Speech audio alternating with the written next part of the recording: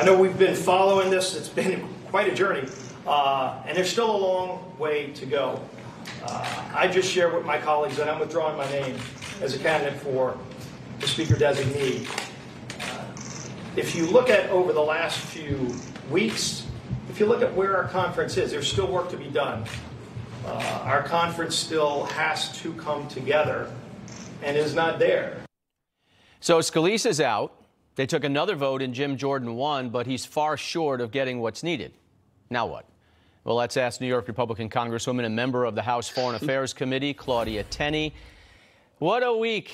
What a week, Claudia. So let's talk about this speaker race first. I do want to get to Israel a little bit later with you, but what's this been like behind the scenes as Republicans try and pick a new speaker? Scalise couldn't get enough votes. Now Jim Jordan apparently can't get to the magic number.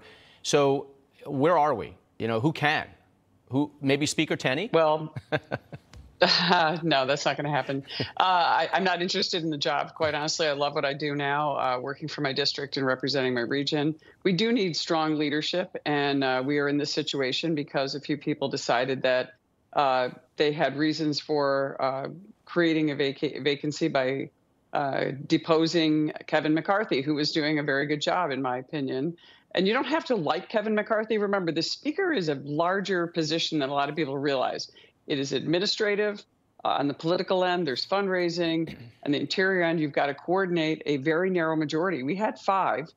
We have a vacancy now because one of our members had to resign to be with his wife, who's in great health. So we have a 4-seat majority, and it's very hard to govern, which everyone sees. And we have a lot of diversity in our Republican Party. And I think that this is a time to reflect. I would have liked to have stayed in D.C. to get this done and power through it. But some people thought it would be better to go home. There were members with other family members who had issues a mother was in hospice, other things were happening. And so we're going to go back at this again.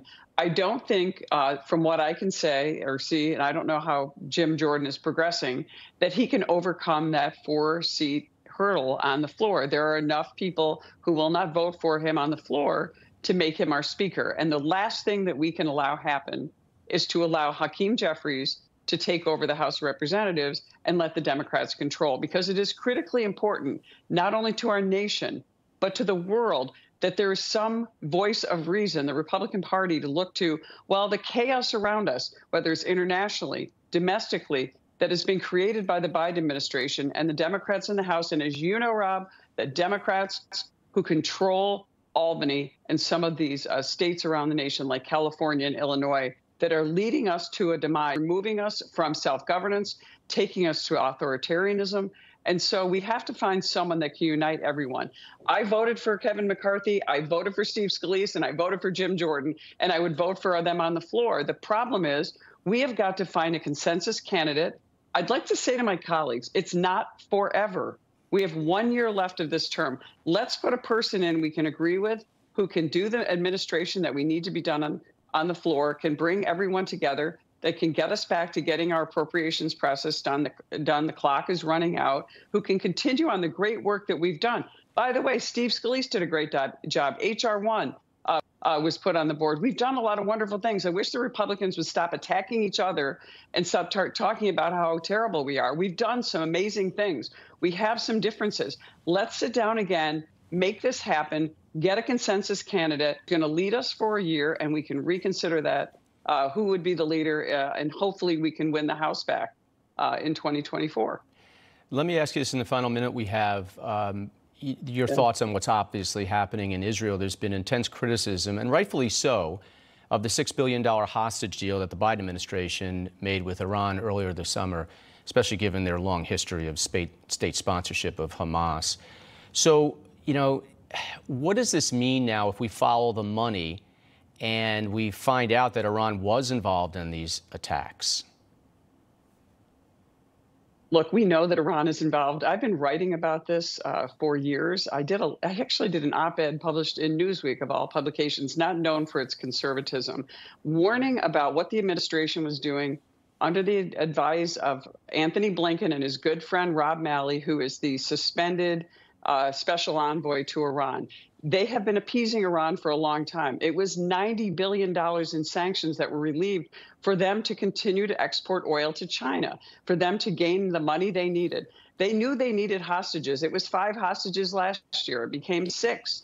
And these hostages were used to leverage people, the administration, to give back power to the Iranians. Now, the domestic minister of Iran said famously last year, he said, or actually early this spring, he said, if we can get money for hostages, we will take 1,000 hostages because that will help us rebuild our economy. They are in the hostage-taking business. That's what they're doing. And when we appease them with a weak president, a compromised special envoy, and a weak Secretary of State, you are going to see consequences and the disasters with Iran, the largest and most well-funded state sponsor of terror in the world, funding Hamas, funding Hezbollah, Islamic Jihad, and these groups that are going to be taking advantage of the money that we're allowing to get to Iran. We always think appeasement and more money into their hands is going to make us better off. It never works that way.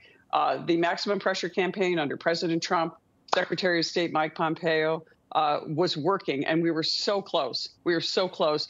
All has been sabotaged, not just domestically, internationally, by the Biden administration. If we had President Trump or a reasonable Republican in office right now, we would not have someone who valued our energy dominance, someone who valued the growth in our economy, someone who valued peace through strength. We wouldn't have a war in Ukraine. We wouldn't have a war in Israel. We would be growing our economy, and we would be seeing a potential for peace in a place like the Middle East, which is not known for that type of situation. I've never seen a greater chance since the Abraham Accords until last week, obviously, with this tragedy that's unfolding. Well, Congresswoman Claudia Tenney, representing the Finger Lakes region and Western New York, I really appreciate you coming on. Have a great Saturday. Thank you. Central New York, too. Great to see you, Rob. Okay.